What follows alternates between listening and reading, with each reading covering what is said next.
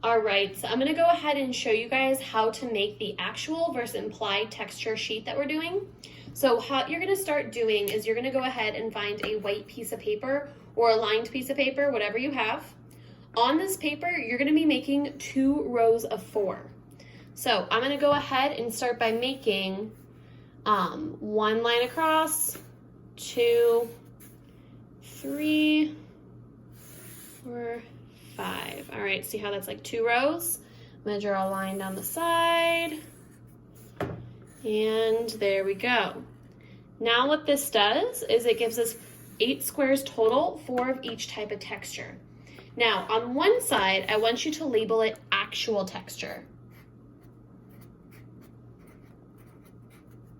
So actual texture is how something feels. Like if you were to touch a smooth object versus a hard object versus something bumpy. So example, this table, the top is smooth. If I were to touch the carpet, it would be fuzzy. You might touch a leaf, it might be smooth again.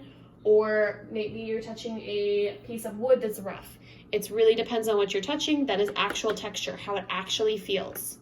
The next column is going to be implied. Implied texture is what something looks like it feels like.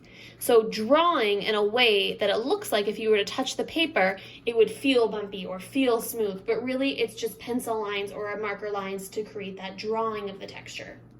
All right, so what we're gonna be doing is you guys are gonna be starting by going on a scavenger hunt around wherever you are. You are going to be getting actual textures and collecting those texture rubbings after you identify 4 different textures. For example, I'm gonna go ahead and label right here on my first row. I am going to label this one, what's a good texture? I'm gonna label this one placemat because I'm working on my table right now. So I went ahead and labeled this placemat. Now this could be placemat, this could be a carpet, this could be a wall, it could be something outside like the sidewalk, it could be from a blanket. It's really up to you and something in your house or something around you that feels a certain way. So I did placemat. So on this square right here, I'm gonna go ahead and create what is called a rubbing. So for this one, I'm gonna go ahead and grab a placemat that I had on my table, take a piece of paper, place it on top, and I'm gonna collect this texture from the placemat onto the paper using a rubbing.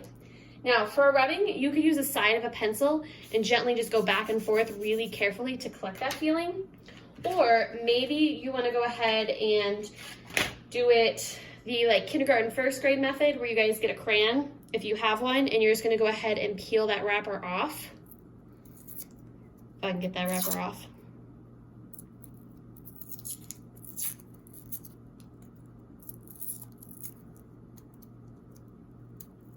That.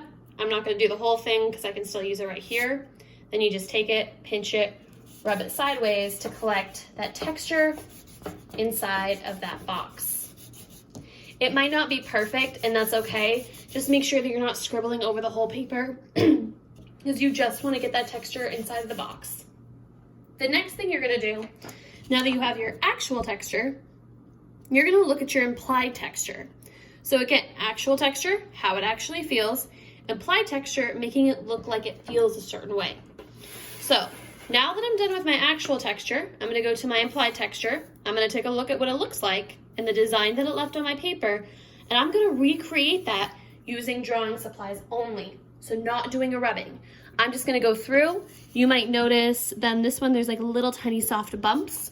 So to recreate that texture, I would just do little tiny soft bumps to show how it would feel.